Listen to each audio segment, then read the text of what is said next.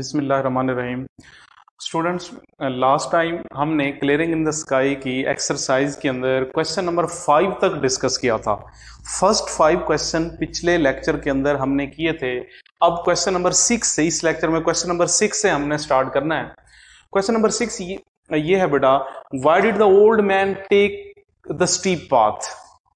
कि वो जो बूढ़ा आदमी था, जैस का वालिद, जिसका चैप्टर में नाम नहीं बताया गया, उसने स्टीप पाथ, ये अमूदी रास्ता क्यों लिया था? यानी पहाड़ की चोटी पे वो अपने बेटे को जो गया था एक छोटा सा पीस ऑफ लैंड दिखाने के लिए, तो उसने अमूदी रास्ता क्यों चुना? इसका हम, अगर वो ये क्वेश्चन पेपर में पूछा जाता तो हम क्या आंसर देंगे? The doctors told the old man not to do any work.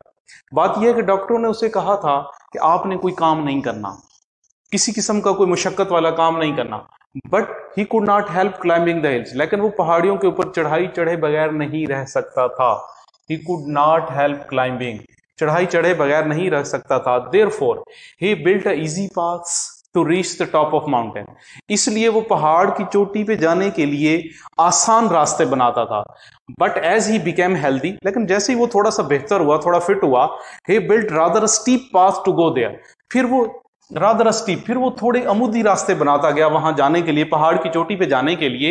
He wanted to show his son that he was still energetic and healthy, और वो अपने बेटे को ये बात दिखाना चाहता था, ही was still energetic and healthy, कि वो अभी भी फिट है, एनर्जेटिक है, हेल्दी है, वो सेहतमंद है और लंबे फासले तय कर सकता है, पहाड़ों के ऊपर चढ़ाई चढ़ सकता है और वहां जाके काश्तकारी कर सकता है, जमीन की खुदाई कर सकता है, जानवरों की मदद से हल चला सकता है, ये सारे काम वो कर सकता है। इसलिए वो स्टीप पाथ उसने लिया था।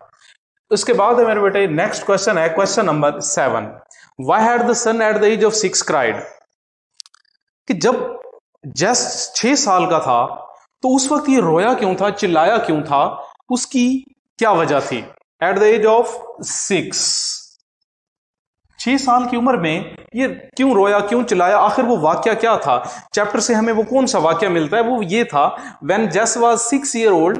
बात यह है कि जब वो 6 साल का था, his father made him a little wooden pillow, उसके वालिद ने अपने बेटे को एक लिटिल वुडन पिलो, जैसे एक टॉय होता है, एक टॉय, खिलौना, लिटिल वुडन पिलो, एक छोटा सा लकड़ी का हल बना के दिया था। खिलौना जैसे हल की टाइप का, लकड़ी का छोटा सा हल बना के किसी बच्चे को खेलने के लिए खिलौना टाइप बना के दे दिया जाए।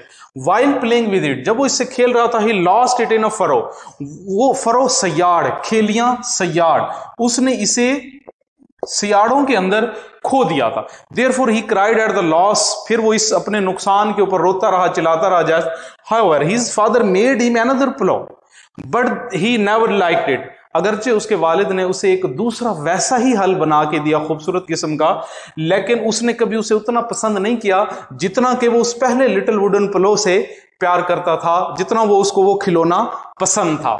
तो ये क्वेश्चन नंबर 6 के बाद अब आ जाए मेरे बेटे क्वेश्चन नंबर 8 के ऊपर। क्वेश्चन नंबर 8 ये है, what were the feelings of the old man at the age of 70?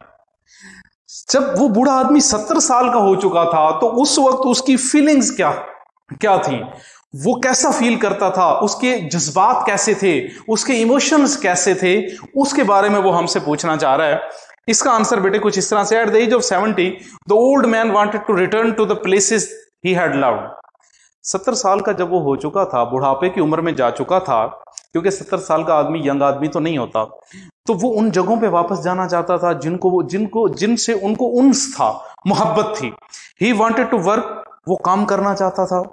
To smell the dirt, वो उस जरखेज मट्टी को सूंघना चाहता था।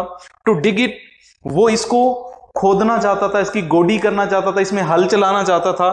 And had to sift it through his finger, और उसे अपनी उंगलियों में से छानना चाहता था। सिफ्ट, छानना, वो उसे अपनी उंगलियों में से छानना चाहता था। ही वांटेड टू टेस्ट, और वो खाना चाहता था, टेस्ट करना चाहता था। याम्स, टोमेटोज एंड पोटैटोज, वो आलू, कचालू, रतालू, वो उनको चखना चाहता था, खाना चाहता था। Grown in a fresh land, ऐसी फसलें, ऐसी सब्जियां जो बिल्कुल फ्रेश लैंड के अंदर, ताजा जमीन में, नई नवेली विर्जिन लैंड के अंदर वो उगी हुई फसलों को टेस्ट करना चाहता था, उनका मजा लेना चाहता था। ये वो फीलिंग्स थी जो उसने पूछा है, what were the feelings at the age of 70, कि फीलिंग्स की जो उसने बात की है, तो वो फीलिंग्स ये थी मेरे बेटे, ये उसके एहसासात थे, जज्बात थे, जो कि चैप्टर से हमने पढ़ के उसका कंक्लूजन निकाला है। उसके बाद है मेरे बेटे क्वेश्चन नंबर 9। क्वेश्चन नंबर 9 कुछ इस तरह से है, why had the old man planted a secret garden. उस बूढ़े आदमी ने, यानी जैस के वालिद ने, वो सीक्रेट गार्डन जो था वो क्यों बनाया हुआ था, वहां पे फसलें क्यों उगाई होती, उसकी कोई वजह थी। वजह क्या थी उसको जरा देखते हैं। In fact the old man wanted to refresh his bygone memories, पुरानी यादें, लेट बीगॉन्स बाईगॉन, पुरानी जो यादें हैं, बाईगॉन्स मेमोरीज, पुरानी यादों को वो रिफ्रेश करना चाहता था, ताजा करना चाहता था। He wanted to return to the places he had loved, उन जगहों पे वापस जाना चाहता था जो उसे पसंद थी, जिनसे वो मोहब्बत करता था, जहां उसका वक्त गुजरा था, जहां पर उसकी यादें वाबस्ता थी।